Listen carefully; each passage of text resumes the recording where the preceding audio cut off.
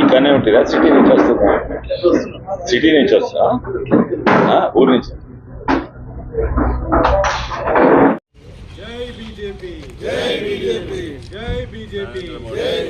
నరేంద్ర మోడీ గారి నాయకత్వం, నరేంద్ర మోడీ గారి నాయకత్వం, అమిత్ షా గారి నాయకత్వం.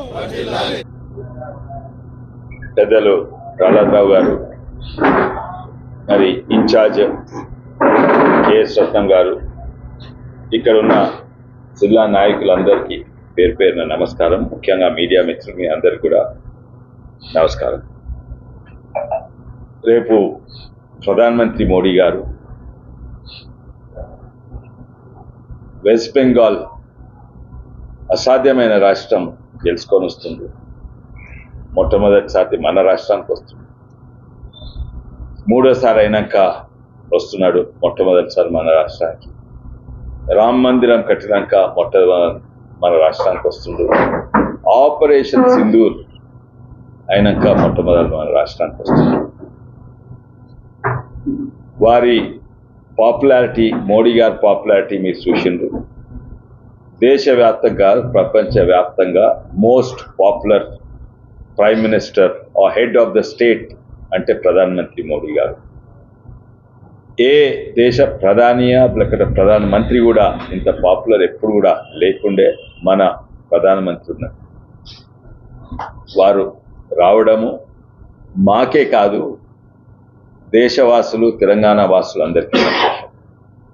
మొన్న వెస్ట్ బెంగాల్లో గెలిస్తే మా బీజేపీ కార్యకర్తలకు ఎంత సంతోషమో అంతే సంతోషము అటు కాంగ్రెస్ బెంగాల్లో ఉన్న నాయకులు, ఇంకా లెఫ్ట్ వామపక్షాలకు వాళ్ళకు కూడా సంతోషం.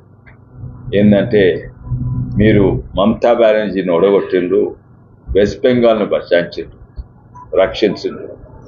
కానీ కేవలం వెస్ట్ బెంగాలే కాదు, యావత్ భారతదేశం. ఎందుకంటే అది gate way of infiltration, Rohingyas ఇంకా బంగ్లాదేశీస్. మొన్న యుద్ధం అయింది ప్రపంచంలో అంతటా. ఎల్పిజి ధరలు పెరిగినాయి అంతటా. అమెరికాల నూనె వెళ్తుంది భూముల నుంచి.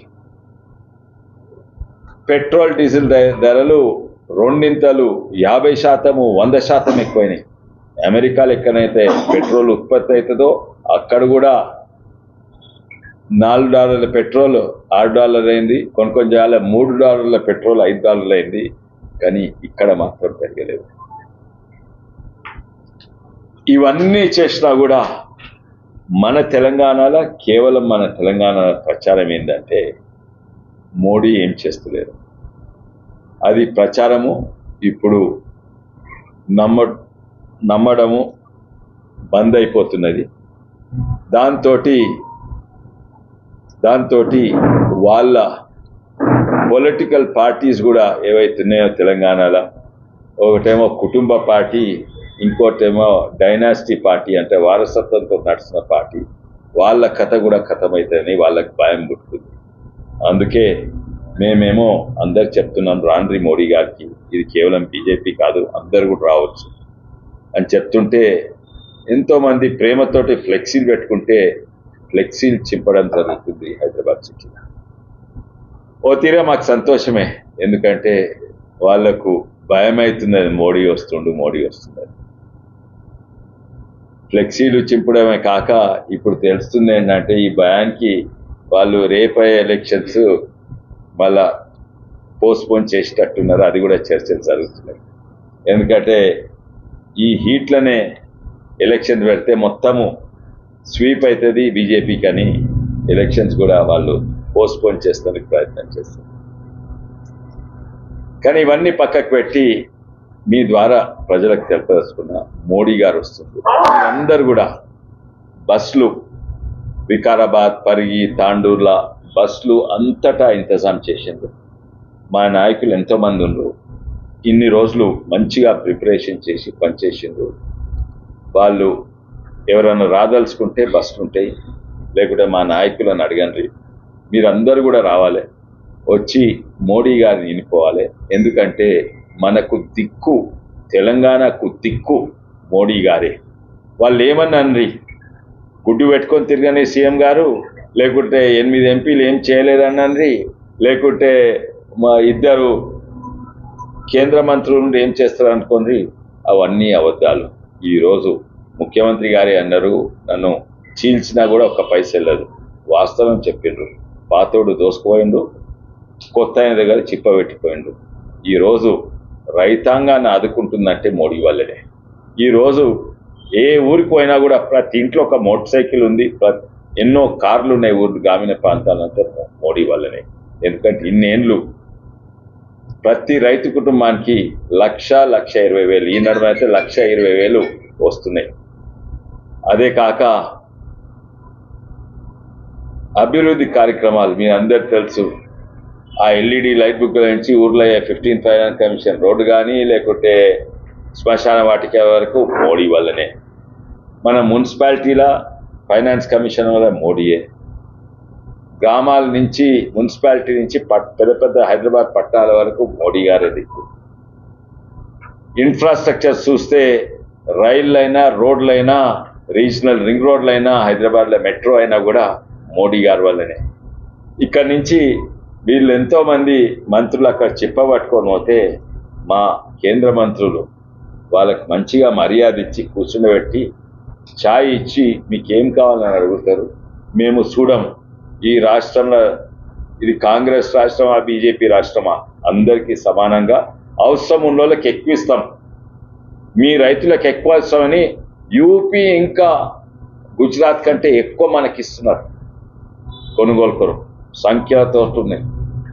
అయితే వీళ్ళు చిప్ప పట్టుకొని పోతే ఆ చిప్పలు ఇంతో అంతో వేసి పంపిస్తుండ్రు. కానీ చిప్ప కాదు, మీరు చిప్ప పట్టుకున్నా, మేము డైరెక్ట్ అక్కడికి వచ్చి పెద్ద పెద్ద ఇస్తాము. రీజనల్ రింగ్ రోడ్లు, రైల్వేలు, ఈ మన వికారాబాద్ రైల్వే అయితే వెనకడ బేగంపేట ఎయిర్పోర్ట్ ఉంటే అంతకంటే బ్రహ్మాండంగా ఉంటుంది. వెనకడ బేగంపేట ఎయిర్పోర్ట్ కాంగ్రెస్ ప్రభుత్వం ఉండే, అది ఎట్లుండే, దానికంటే మంచిగా మన వికారాబాద్ రైల్వే స్టేషన్ అయితే. సో ఇన్ఫ్రాస్ట్రక్చర్ అయినా, లేకుంటే డెవలప్మెంట్ వర్క్స్ అయినా, లేకుంటే రైతులను ఆదుకున్నా, అది మొత్తం కేంద్ర ప్రభుత్వం. వీళ్ళ దగ్గర వచ్చే ఆమ్దాని ఆ పాత కాళేశ్వరము, వేరే అప్పులకు కడతందుకు జీతాల కొంగ ఏమీ లేవని వాళ్ళే చెప్తున్నారు. లేవు, సంఖ్యలు చూడండి. ఇంకా దుష్ప్రచారం చేస్తారు ఏంటంటే తెలంగాణ నుంచి ఇన్ని పైసలు ఎత్తుకుపోతారు, గిన్నే వాపస్ ఇస్తారు. మీకు ఫైనాన్స్ కమిషన్ ఎట్లా చెప్తారో అట్లా ఇస్తారు. ఇంకోటి 33% ఎక్కువ చేసిండ్రు కేంద్ర ప్రభుత్వం వచ్చినాక అన్ని రాష్ట్రాలకు. 100 రూపాయలు పోతే డైరెక్ట్ వాపస్ పైసలు ఇచ్చేది 32 రూపాయలు ఉంటే ఇప్పుడు 42 రూపాయలు ఇస్తుండ్రు. ఇప్పటిసరి కాదు, మోడీ వచ్చినాక. దాని తర్వాత ఏ రాష్ట్రానికి ఎంత కేటాయించాలనో అది ఫైనాన్స్ కమిషన్ చెప్తారు. దానికంటే ఎక్కువ నిధులు ఇక్కడ కేటాయించుకుని కొన్ని రంగాలలో. అవును, కొన్ని రంగాలలో అవసరం ఎక్కువ కాశ్మీర్లు ఉందో, నార్త్ ఈస్ట్ ఉందో, లేకుంటే పేద రాష్ట్రాలు ఉందో అక్కడ పోతాయి.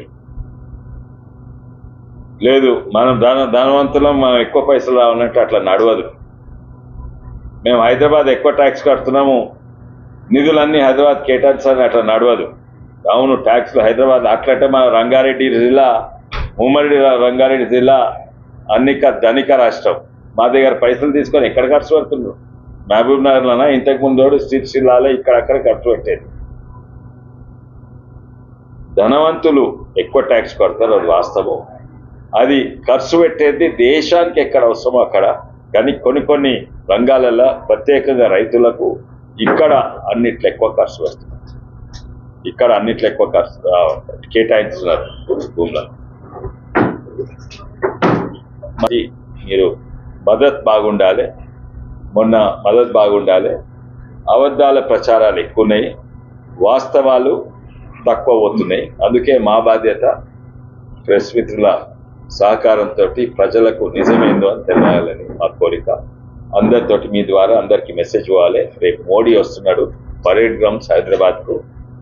5 గంటలకు స్పీచ్ అవుతుంది, కానీ అక్కడికి 4 గంటలకు చేరాలి. అంటే ఇక్కడ నుంచి 2 గంటలకో 1 గంటలకో వెళ్ళాలి. దూర ప్రాంతం నుంచి 2 గంటలు 3 గంటలకు వెళ్ళాలి. బస్సులు ఇంతజాము ఉంటాయి, నీళ్లు తిండి కూడా ఇంతజాం ఉంటుంది. అందరు కూడా రావాలని కోరు. మళ్ళొకసారి అందరికీ నమస్కారం.